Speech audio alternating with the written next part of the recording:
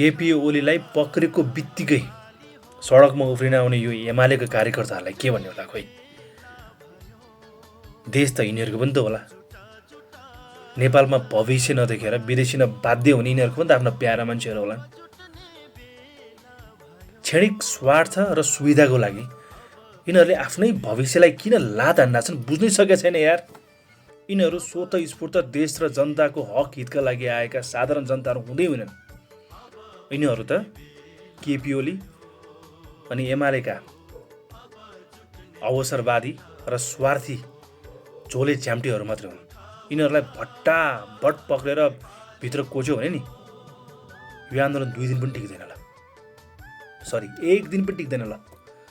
किनकि एमालेको झन्डा बोक्ने साधारण कार्यकर्ताहरू पनि छ नि, यिनीहरूले सबै घुमाइसकेका छन्।